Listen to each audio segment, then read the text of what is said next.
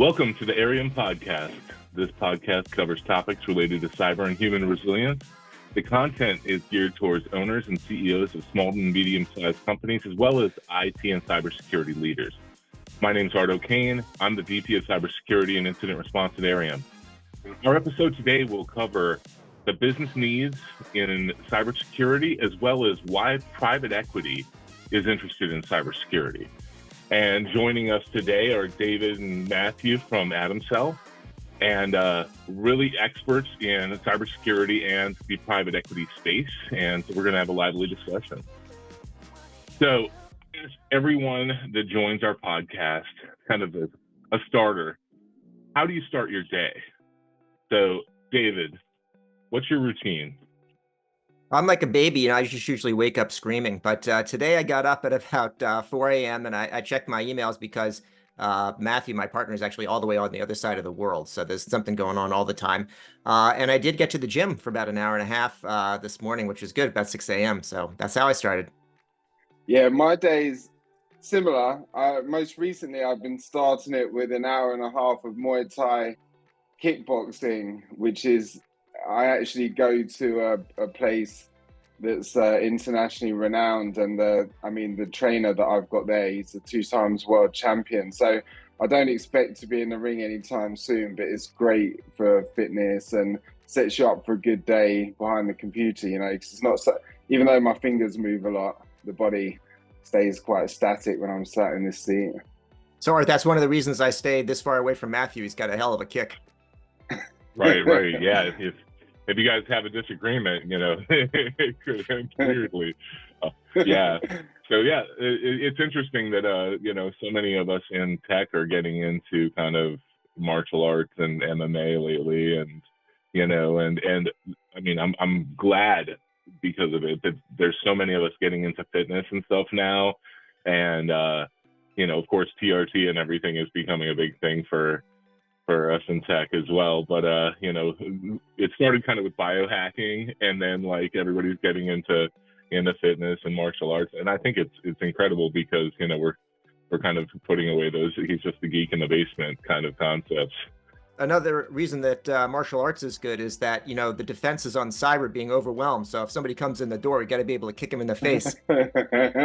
Exactly. Are you plugging something into that Ethernet port?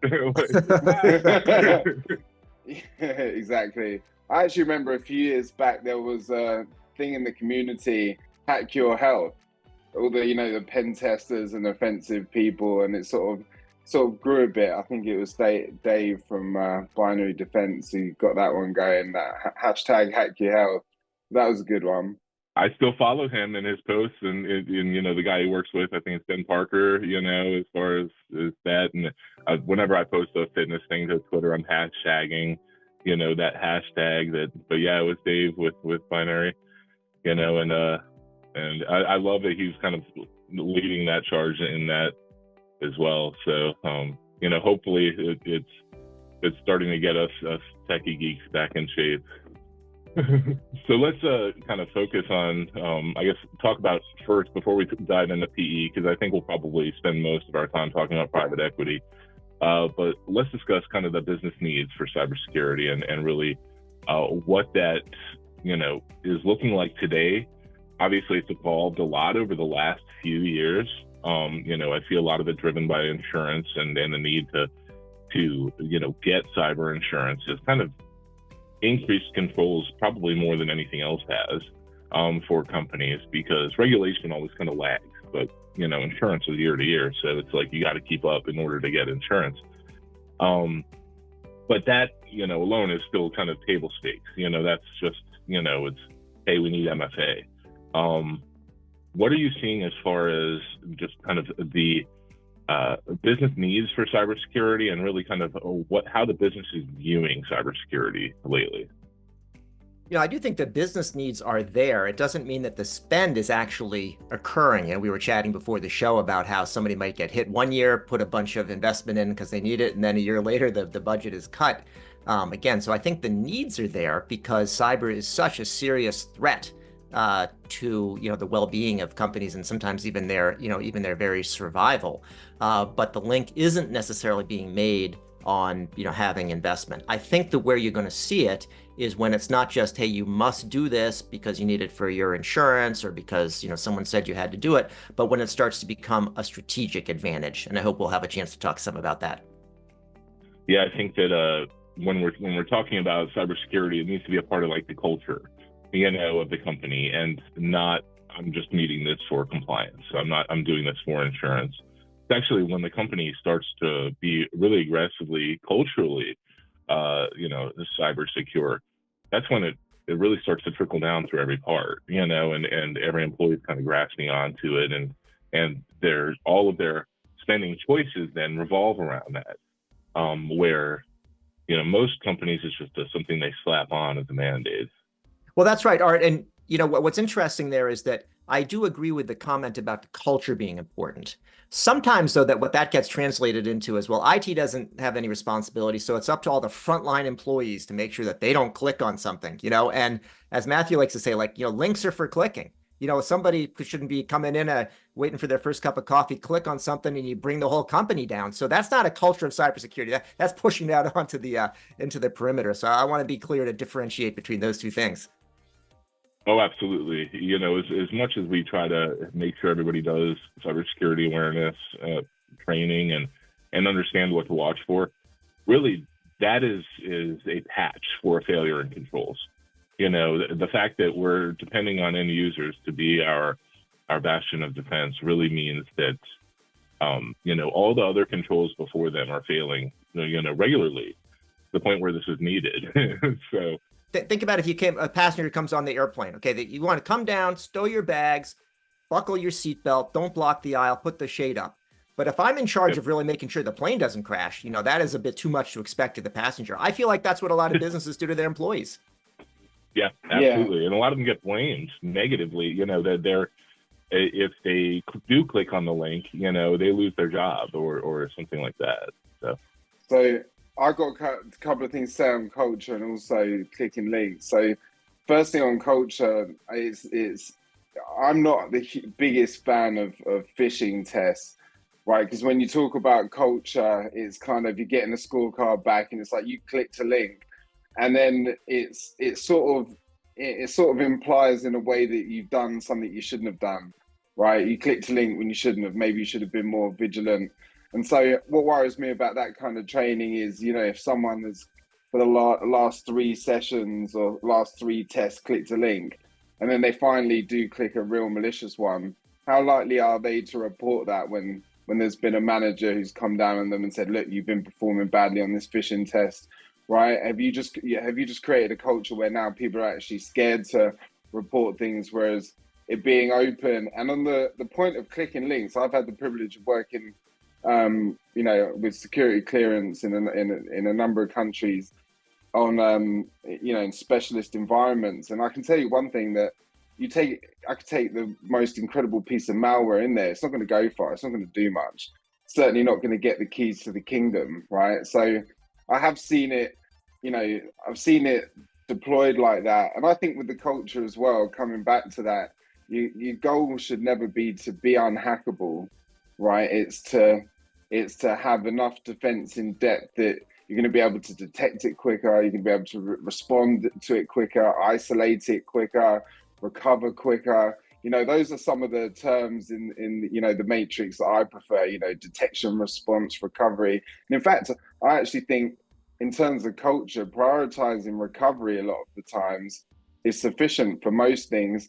And then if you want to really go high level, and you want to do it right, then you've got to start classifying your data right. Because the amount of times I've seen people ask for pen tests on a public website, or they're sort of backing up this stuff to a secure backup, and it's like, well, all of that data is public. It's a public website. You could probably publish those articles on GitLab or GitHub and just pull them down and relaunch the site, and so there's this sort of misunderstanding as well, and some people just don't put in the groundwork to really separate out what needs to be protected. And that's why culturally I'm a big believer in impact-based testing, impact-based security. That's I'm a big fan of that. Wow, I feel like everything that you just said, triggered so many things in my brain for more conversation that I want to have. So everybody who's listening, buckle in. You're going to be, for the next 2 or 3 hours, we're just going to have this ride. No, I'm just kidding. But yeah, investment in recovery and the later stage of an incident. So that is something that is companies need to realize, and they are not doing right now. So everybody is on the identification investment. So everybody's putting all their money into the identification of of an incident or of an attack. How can we monitor and identify it? And that's important. Like, you don't know you're under attack if you're not identifying this, you know. But if you look at Sunil Yu's cyber defense matrix, all the investment is really on that identify and a little bit of the prevent side, and nothing really at containment, eradication, recovery. So, you know, organizations are actually woefully unprepared when it comes to actually responding to an incident. They may have an incident response plan, et cetera, but, you know, they've identified it beat their controls coming in. There's a cyber attack actively going on, but they have no actual way to respond to that. Like, they don't have any, whether it's technology, automation, people trained, et cetera, and then recovery. You know, a lot of times that's a complete afterthought. They're like, oh, well, if we stop the attack, then we don't have to worry about recovery. Well, the reality is that any determined threat actor is going to beat your defenses these days. So you need to focus on that recovery phase. Yeah, and I feel like on that, stopping the attack is where most companies get it wrong, right? Because what you see, any sort of well-written malware is going to be in memory only. And so for the non-technical people, you know, most of the things that our computers do is write to that hard disk. You know, the things that used to make funny sounds and fail, they're a lot better now. But generally things write to those, you know, and memory is something that typically doesn't persist after, you know, you reboot. It can be overwritten, it's volatile. And so what I see is a lot of people saying, you know, we stopped it, we shut that server down, and you can lose a lot of important information there. You know, what was it doing? What did it extract? And in some cases, you know, you might even have keys in memory that you can use to recover. And so that's what we see. And I gave an analogy to someone actually yesterday, and I said, responding in that way is like having your house broken into and your crown jewels stolen, right? The windows are broken, the door was smashed in, things were moved, fingerprints everywhere. But before the police come, you decide to have a new pane of glass fitted, fix the front door, you know, clean the house, and then say, what happened? And it's, well, we don't know, because you've just destroyed all the evidence, really. Yep. And really, if you talk to most MSPs, and a lot of organizations have an MSP that does kind of their outsourced IT and things like that, their first response, you know, their gut reaction is just to restore the server. So, you know, delete the old server out of VMware and restore it from last night's backup. And, you know, so not only is that the side effect is, you know, the threat actor may still exist in that restored copy. You know, his persistent mechanisms may still be there, but, you know, you've also lost all your evidence. You have no idea what data was stolen, you know, what, you know, any encryption keys, et cetera. Like, you don't actually know what was happening. So we've done so many incidents where the MSP has done that. And that's exactly like you're talking about. You know, you fix everything and you have no idea what actually happened and how to prevent it from happening again. So. Yeah, and we've had engineers jump on a call and, you know, look very happy, like, we found the malware and we deleted it. We deleted all the copies we could find. It's like, well, you know, thanks. We could have reverse engineered that. We could have, you know, understood what it did. And in some cases, we've been able to actually sort of take that malware and then use it to catch other samples in the wild, connect back to, I wouldn't advise this to anyone unless you know what you're doing, but connect back to attacker controlled infrastructure and be able to look at what those second, third additional stages are actually doing. And that's invaluable, you know. That's the difference between having to call in a full forensic investigation or being able to say, that's all right, all they did was collect some computer names and that's not great. You still were infected, but again, it goes back to that impact, right? You weren't impacted, but often when you delete these things, there's no way to know. It's a guessing game. And Matthew, I do think that goes to the don't try this at home one, and in fact, they're better off just to shut off the machine than to do what you just described. So, yeah, yep. Exactly. Yeah, that's we have a risky cyber researcher here, so don't try to reverse hack everybody's T2 servers if you're just a typical IT manager. Yeah. So, I mean, but this all signals kind of lack of preparation and probably lack of investment in resourcing of the business around, really the later stage of an incident life cycle. But, really everything besides the initial identification and protect kind of gets kind of forgotten about. And I'm a big fan of resiliency and the concepts behind that.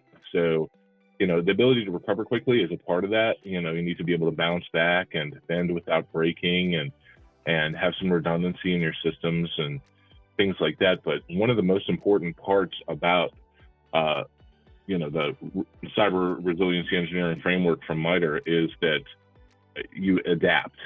So the last phase is adapt. And when you're deleting all the evidence, and you're not really researching and digging into it with a good forensic mindset, you're kind of losing that capability to adapt. You don't know what the threat actor was doing, so you don't know what you need to improve for next time. So adaptation is a part that's kind of not in NIST CSF.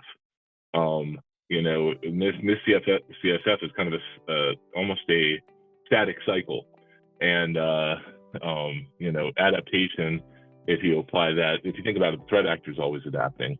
So we need to be able to adapt as well. Awesome. So how do we help the businesses kind of think better about this? Let's say if we have listeners that are business owners or investors and aren't necessarily IT or cybersecurity experts, how do we help them think about what they need from a kind of a business perspective or a resourcing perspective, or how do we frame the cybersecurity for them that they can understand really kind of how they should look at preparing their organizations? Let me answer that in a small way, which is just to reemphasize what you're saying about resilience, adaptability, ability to recover.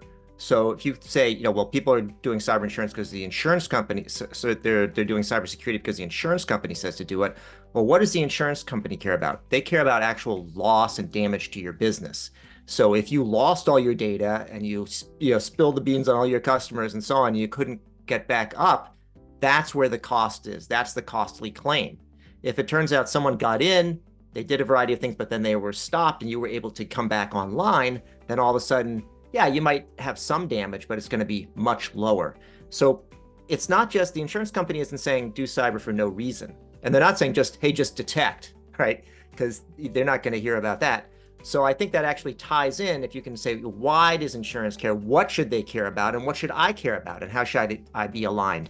And that I think will help to get the conversation, even from a non-technical standpoint, to say, yeah, I need to make sure that if someone gets in, which they will, that they're not going to cause a lot of damage to my business that I'm going to have to go to the insurance company to recover, or if I'm self-insured, that I have to deal with myself.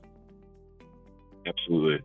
And I think in another podcast, Matthew and I can kind of dig into a million strategies that businesses could use to reduce the blast radius, in preparation for an attack, from a technical side, different ways to view that so that there could be less business impact. But I think that is the goal of business insurance, of cyber insurance, as well as, should be the goal of really the business strategy is, reduce impact to the business. And it's not just about can you recover at some point, but how do you bounce back quickly and keep the business running so that you not only avoid embarrassing front page stuff, but are able to serve your customers through an incident. And that's something I see a lot of businesses unable to do. It's pretty much they shut the business down for 3 weeks while they're trying to stand back up. All right, if you think about where you see in the general press articles about what's going on with cyber attacks, you'll see data breaches. Those are an issue, and those have downstream issues. But where you really see it on a long-term basis is I think about Change Healthcare, Ascension at the moment, where the issue is the customer can't do this, the customer can't get paid, the patient can't go into the hospital and have a procedure done. Those are the things that are related to this ability to recover, the resilience, the adaptability. And so that's not just the first headline, it's like what becomes the ongoing story, and then the subject of congressional investigation and so on. If I just share a couple of reasons that I've heard of companies that don't invest in this from a strategic level, you've got the classic, oh, but we've never been hacked. My follow-up question to that is, do you have visibility into your network? If the answer is yes, and you say you haven't been hacked, good for you. You're probably one of the very small percentile, right, that's done very well. But then there's the majority of people that don't have that visibility into the network. They couldn't even tell you what assets are on their network. So it's a very bold statement to say, we've never been hacked. We used to have a joke between myself and my fellow red teamers back in the day, and that was the two types of company: those that have been hacked and those that don't know they have, right? But there's typically, not the unhackable company. And the other trouble with cyber is, I think this is the issue with any domain, but you don't know what you don't know, and a lot of companies just lack that knowledge. And if we go back to sort of the beginning when we were talking about martial arts and self-defense, right, is the way I've seen it is it's like walking down the street and coming up against a MMA world champion, and for some reason they lose their cool and decide to start a fight with you. Are you expected to be able to defend yourself well, right, when you've never done any MMA in your life? No. And that's really the position companies are in, right? You talk about this dynamic threat. You're dealing with threat actors that, some have spent decades writing malware. They've spent a long time figuring out how to bypass defenses and remain undetected and do all these pretty incredible technical things. Like some malware is almost, it really is breaking new ground. I've seen malware that sort of sets up a system within itself with its own internal parts that mimics a computer in a computer, an ultra virtualized tiny bit of malware, which is technically it's a very incredible feat to achieve. So I think there's that issue. I do believe that within every company there should be at least someone who does understand it to a decent degree, because when you come to your risk assessment, which is the part of any security program or compliance, again, I just don't think you can have a good risk assessment. You can't determine your risks if you don't know what you don't know, if there are unknown unknowns, and then you can't make controls to prevent those risks that you don't know exist, and so on and so on. And then you build up this sort of security debt where you're leaving yourself wide open, because the fact is that there was just no one who understood it well enough present in your risk assessment. Absolutely. I think that risk assessment is a interesting part of this, because everyone does it differently. There are some standards, but a lot of it is how long or how far you want to keep digging. But any risk assessment's better than no risk assessment is something like I'd rather have some kind of view and some kind of analysis of what's going on, and then keep learning about the environment. But absolutely, you're spot on. And you said something that was really interesting also about and it reminded me of the John Chambers quote from Cisco, where he said there are two types of companies: those who have been hacked and those who don't know that they've been hacked. And then, Robert Mueller from the FBI said there are two types of companies: those that have been hacked and those that will be. When you say that there's like network guys or people that, are running a network and say they haven't been hacked, do they really have visibility to know if they have? The chances are they've been hacked, especially if they're in manufacturing. Chinese threat actor groups are in just about every U.S. manufacturer. So, there's a lot of this going on that may not be business interrupting, so they may not even know that they've been hacked. So Art, I was trying to listen to your different examples of two types of companies, and I kept trying to say, like, which company would I like to be? And I didn't hear one of those that I wanted to be, that has been hacked or not yet hacked or been hacked and didn't know it or had been hacked. So I don't know. Maybe I don't want to have a company now. No. Yep. I want to give your listeners a little sort of freebie, and this is how I approach it. And like you said, every risk assessment's different. But I've had the pleasure of overlooking operational security, which is a sort of level above information security, right? It's looking at all the pieces and how they come together, the cyber physical element, the human element. And what I would say is that the best way I found to approach risk assessments is to identify your impact, right? So what can't happen, right? So there's a very well-known large Swedish furniture manufacturer, right? And they have intellectual property in their furniture that they make. Do you spend most of your time protecting the IP? No, because there's no business impact there, because they own the value chain, right? They have their own forests, they have their own factories, they have distribution, they have the whole chain. So that's not really a point of impact. A point of impact for a company like that is customer payment data, right? And in a manufacturing company, it's going to be your production line, right? And that's stopping, because when that stops, you're not producing anything and you're not making money. And so there are certain things within a company. Maybe you're an MSP. So what's your impact there? Well, we can't lose access to our customers' networks to be able to help them. We also can't have our keys or passwords breached that we use to access customer networks, right? That's a big point of impact. So what I do is first define those impact points and then work your way back.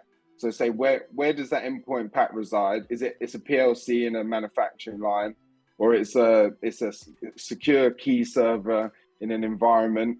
And then what can happen to that? That key server could be corrupted, it could be hacked, it could be this, it could be that. What connects to that? So dial back one more level. The VPN connects to that. All right, so the VPN can't have any vulnerabilities. The VPN connection needs to be secure, it needs to be monitored. And what you'll find is that actually, when you're looking at a very large multinational company, you can actually get some very good results because you have put that focus into the points of impact.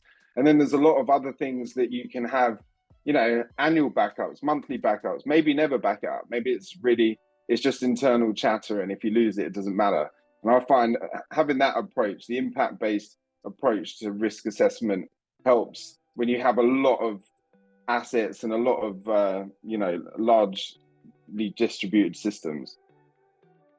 I think this is kind of a perfect opportunity to kind of discuss kind of Atumcell and, give you guys a second to talk about really your platform before we pivot into PE. But, since we're talking about risk assessment and we're talking about really understanding, impact-based risk to an organization, those of you who have not heard of Atumcell, they have a platform and they do, vulnerability scanning and risk assessment.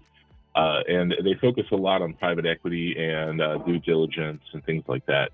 So how much of this risk assessment is kind of, when you're discussing the points of impact and really understanding the organization, how much of that is consultative and how much of that is really tech from the platform? Can you kind of describe that? Yeah, so let me just say that the way that the company started was that, Matthew and colleagues are kind of expert hackers and they can break into anything and give keynote speeches, and people say, that's really cool. And then they come up and say, how do I stop that? And they say, I have no idea. That's not my job. And so looked around, found there weren't really good ways to do it. And so basically built the company on commercializing things that, as a red team or penetration tester hacker, that Matthew and colleagues had used. So that's kind of that's the approach that we take. And we find that you do need much of it is technology based. I'll let Matthew describe the platform in a minute. But then there's the essential part of it. And I think where some companies go wrong is they try to over automate. So there's probably 80-20, 80% platform and 20% kind of the expert consultation on the kind of the extra pieces. extra pieces of it. But Matthew, maybe you can describe technically what we actually have.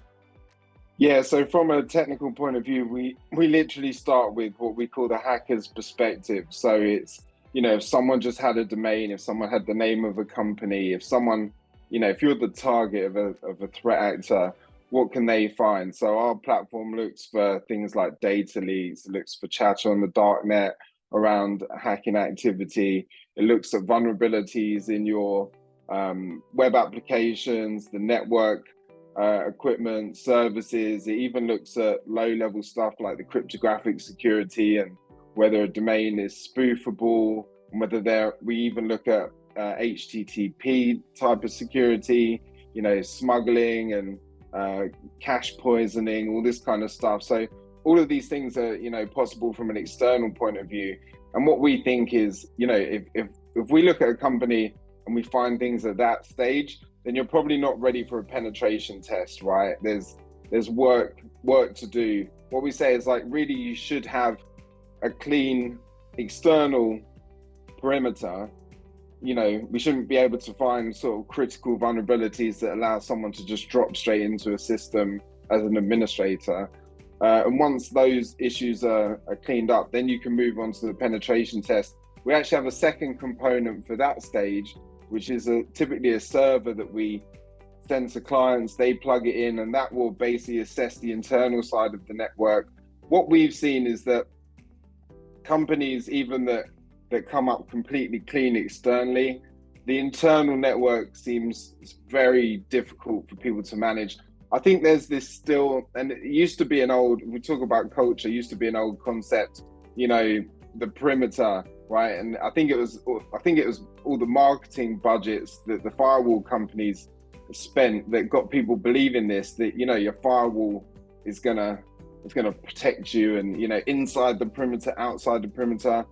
But, once someone is, once someone does click that link, or there is a hole through that perimeter, or even, I'm not going to name vendors, although I'd like to, there are certain firewall vendors that keep having terrible vulnerabilities that really, it's shameful, the vulnerabilities that some of they keep coming out with. So our technology looks at all that kind of stuff. Internally, it looks at smart devices as well, network security. It looks at sort of layer 3 vulnerabilities, which is very low level networking stuff.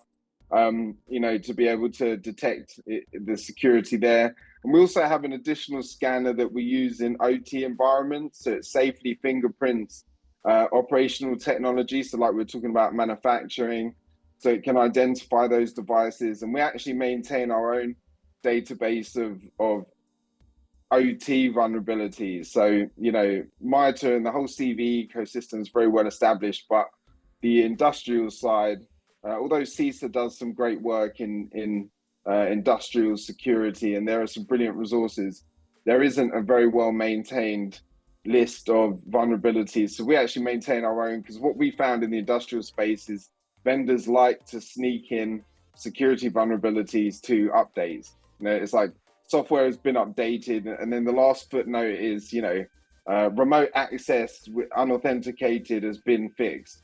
And it's like, well, that never even got assigned a CV, right? That was just sort of pushed in with a software patch. So we try and we've built tooling to look at software patch release notes, and we look for things there as well that we put into our detections, which I think has given us an edge over, again, not naming names, but the reason why some of this development started with our scanner is I've used name a scanner and I've used it. Right, and they're just they have their limitations. It's either not, it's some are good at CVs, but others aren't finding misconfigurations. Others aren't keeping up to date enough with the new CVs, and some are just not suitable for enterprise use. There are some well-known scanners out there that you try and run that. Let's say you want to even run it once a week across your entire global estate. It's just not happening, right? Because it's too slow. So what I would say is that, beyond what it can do, it does it fast and it does it quietly, which means that you can deploy it much more broadly. So for a private equity firm, which I know we'll start to speak about, instead of just looking at one company, they can look at 20, 30, 50, 100 companies that they might own. That becomes practical and realistic for the first time. Absolutely. Let's dive into that. So let's talk about first kind of why this is important to private equity and why they're concerned about, some kind of top-level security management for their portfolio companies. So, simplistically, if you think about, the old Willie Sutton quote, you ask him, why did he rob banks? And he says, that's where the money is. If he were to come back now, he'd certainly have to have a look at private equity because there's a lot of money there. They keep their money in banks, but, they are funding a lot of the economy. They own and control a lot of things. But it's more interesting than that. So if you talked about at the start of the podcast, focus on small and medium businesses. So let's just take Joe's Garage as an example, right? So there's scanners out there that are run by, these foreign, state actors, and they scan the whole internet, and they're going to scan Joe's Garage. If they find there's a vulnerability and it's just Joe that owns it, well, they'll go on to the next. But if Joe is owned by, multi-billion-dollar private equity firm, all of a sudden Joe's interesting because that's a way in to the private equity firm itself, the other portfolio companies, and also probably the big customers that they're working with. So that is of interest. So now, Joe needs to, or somebody working with Joe needs to have a look. And then, so that's kind of why they become more vulnerable, but it's also to get to this point about they can also become more strategic. So private equity firm can make this kind of observation. They can say, we see what's happening with these state actors, and we've got the federal government that's telling the very big companies, hey, you've got to deal with this. And the big companies are investing, and the big companies are, taking things seriously. Now, what's the next thing they're going to do? They're going to go to their supply chain because that's where the vulnerabilities are. A lot of that supply chain are these medium-sized companies that tend to be owned by private equity firms.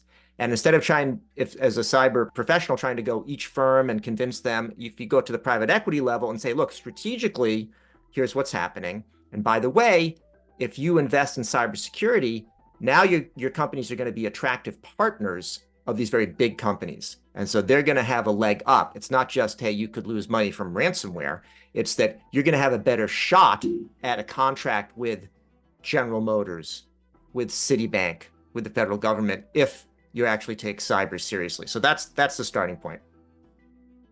Absolutely. And I feel like there's just inherently a lot of risk for private equity firms when they're in that acquisition process, when they are looking at companies to invest, and they go through a due diligence process with these organizations, and usually it's kind of a questionnaire, and you're asking, an organization kind of, what do you have for cybersecurity controls? What kind of EDR do you have? What kind of, do you have a SIM? Do you have anybody acting as a SOC? What are you doing for backups? And all this stuff kind of is a part of that technical due diligence. But I feel like that could be, assisted a lot with some kind of automation and some kind of assessment that may kind of lead that conversation with the organizations. What are you guys doing with private equity to kind of help that along? Yeah, so in any diligence process, there's so much information to go through. They have to be selective about what they're doing. We've spoken to some big consulting firms before about, what do they do for cybersecurity diligence? And it is these sort of quick questionnaires. They say, we only have a few days, we don't really have time to go and do a thorough scan, et cetera. Because our scanner is fast and because we are taking the hacker's perspective, we can actually say, look, you're about to buy Joe's Garage and Joe's now going to be attached to, Megalith Corp. And so what are the hackers going to see? So we take that hacker's perspective, we do a scan, and we present that. We often work alongside others who are doing the IT and technology diligence and feed into what they're doing. So they may have some hypotheses about where to look, and then we approach that. Matthew, maybe you could describe a little bit better from a technical standpoint what we do.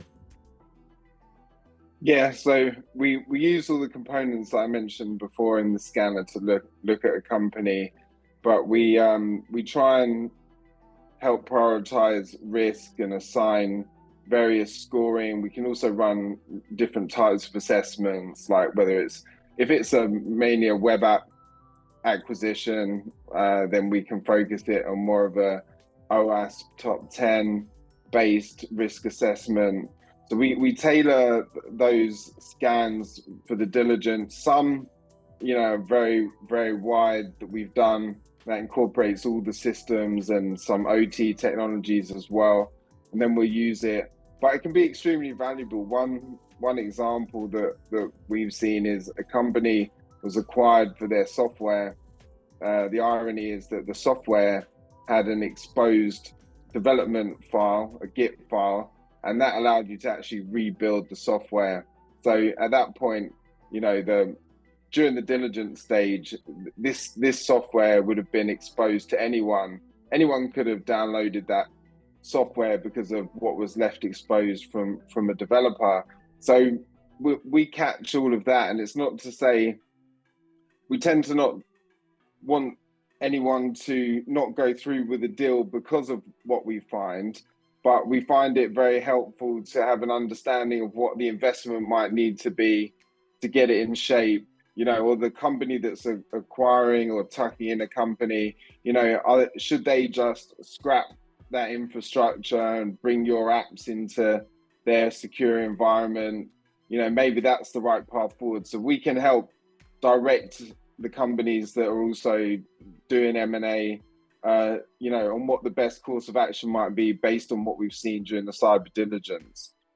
So Arch, I go back to the conversation about the value for private equity firms. If you look a little more broadly about what their model is, then many firms will acquire a company, let's say a family-owned company, and then the private equity firm is going to add value to that by bringing in modern approaches to financial management, to marketing, to product development, IT more broadly, and then cybersecurity becomes another thing where they can add value and can help the company get on a sort of security maturity journey that's going to get them toward whether it's high trust, ISO 27001, whatever it may be. So this actually fits in with their model, the playbook of way that they can actually add value.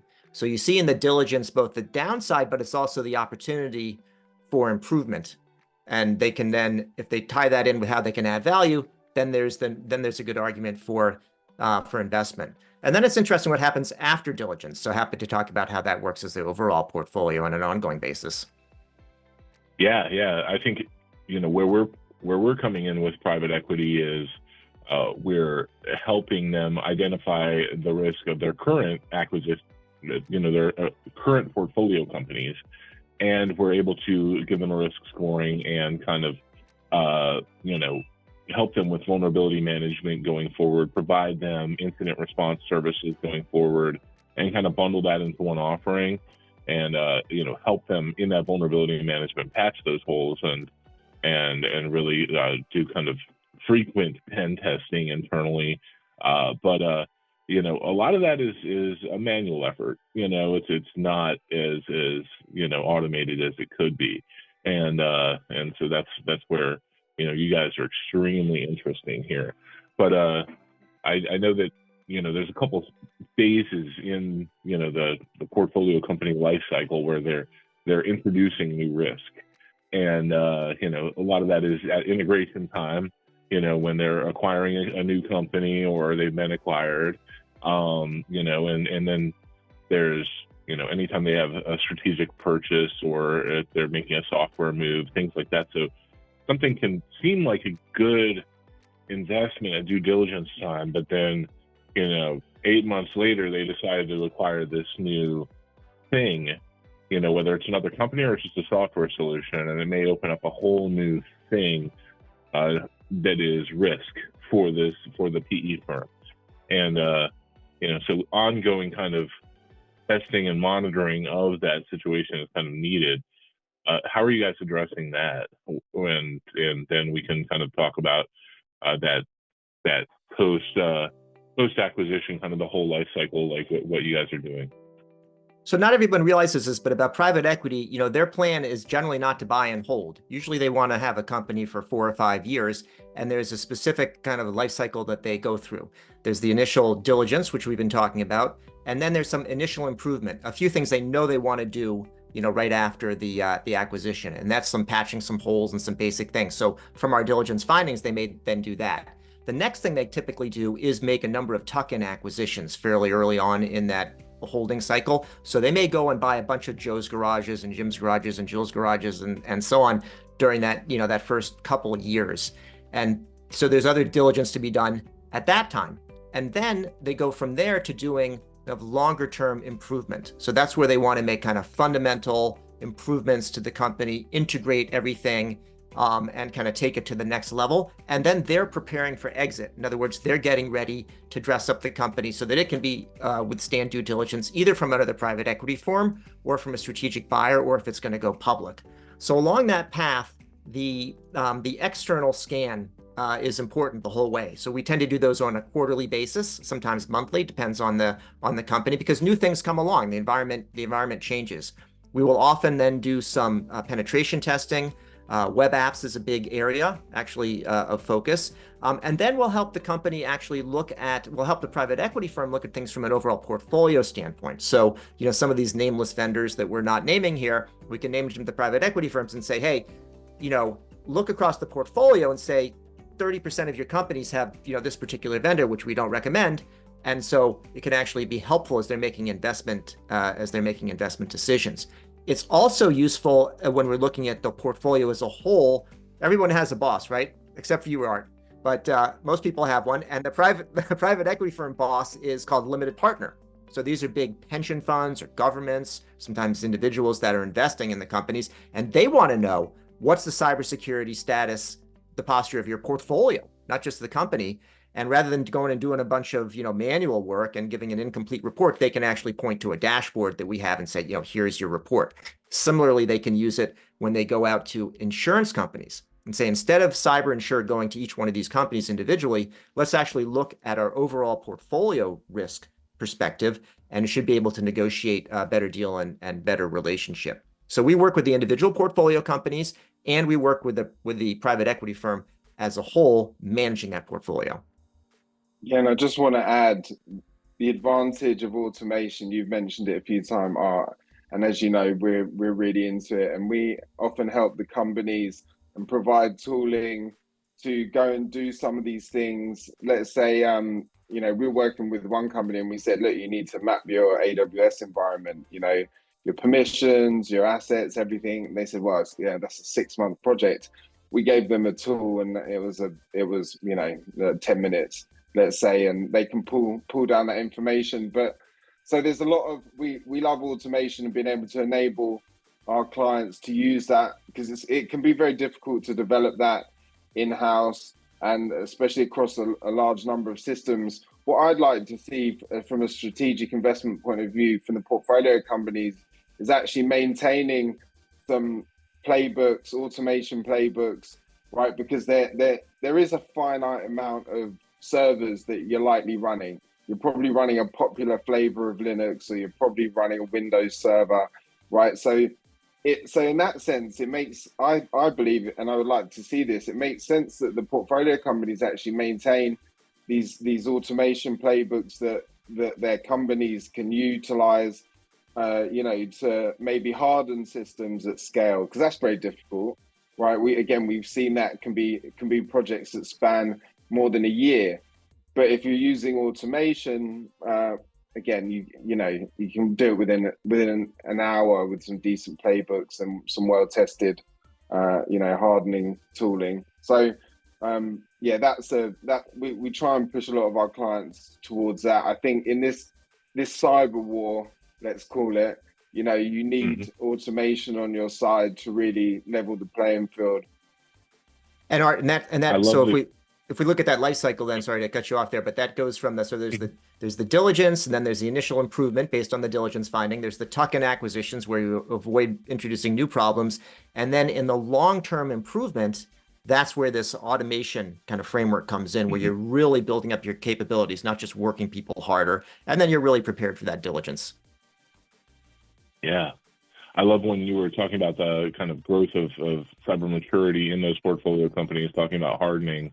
That hardening automation is kind of one of our special sauce, offerings. And, we do that. We accomplish that work with our IR team, because they're the ones on the front line actually seeing stuff get breached all the time. So they're using, what they know with our own hardening playbooks, along with, CIS automation and things like that, in order to accomplish, hardening, but that's just a part of the cyber maturity piece. There's a lot to it. So I'm glad that we're having this discussion, really bringing more to it than Art just here ringing the hardening bell again. Well, so awesome. I think that makes sense as well. Like we work with a lot of companies that has a MSSP that is sort of managing systems. They've been able to do the incident response and they're hardening. And I think that works well together, right? I would actually prefer, we're big believers in less access. When clients, say, we can give you global admin access, we say, no, please, not unless you really have to. And so the same thing with players. I think, if you've got someone doing your incident response that isn't able to access or manage a system, hasn't been involved in hardening, there's a great synergy between those different components. So I'm a big fan of what Airiam does, and I think that's the way to do it. Thank you for that. And I know we're kind of running low on time, so I want to kind of give David kind of an opportunity to wrap up thoughts on PE here, and really kind of how you guys are thinking about PE as a vertical and as a place to add value, and then we'll wrap it up. So yeah, PE firms are smart. They didn't get handed all that money because they don't know what they're doing with it. They tend to make money for their investors. And so it's a good rational place if you've got a strong, economic proposition. What we typically do is we'll use our scanner and do this hacker's perspective on their whole portfolio companies, and the private equity firm itself. We'll put up a dashboard and have a conversation. So we don't have a lot of fancy marketing material. I could just go in and show you, hey, here's what a hacker can see about your portfolio. And then we start from there, and usually gets into some discussions, and they usually say, well, we actually had an incident. It's like, no kidding.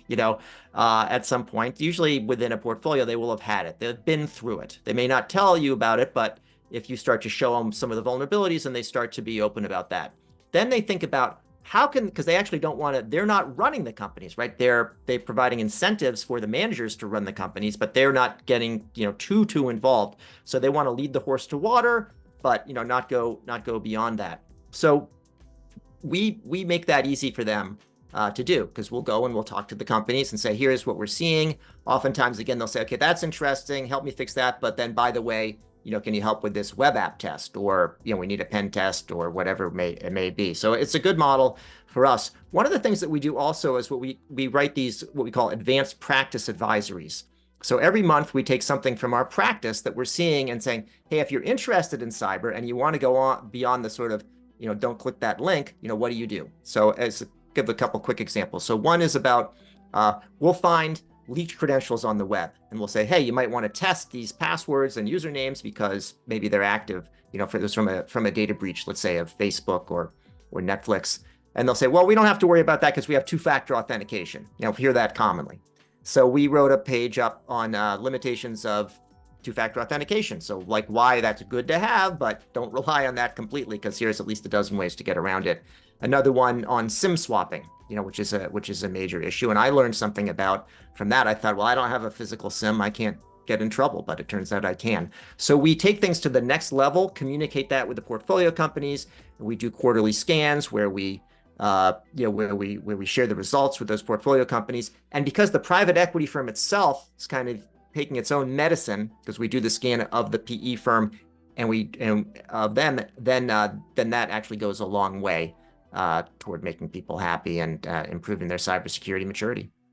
Yeah, it sounds like you guys have a great solution for this vertical, and and I'm glad to be working with you guys as we're trying to address it as well. So thank you so much for your time today. This was a great discussion, and I hope that we have some more podcasts in the future, because I feel like I could nerd out a lot with Matthew. But I also, I like to straddle the business and the tech. So, I feel like we could just keep these discussions going, and this hour flew by. But yeah, everybody who's listening, please subscribe to this podcast on whatever platform you're listening on. New episodes will typically be coming out every other Wednesday. And for more information on Airiam, visit www.airiam.com. And we're going to link Atumcell in all of our show notes and discussion area.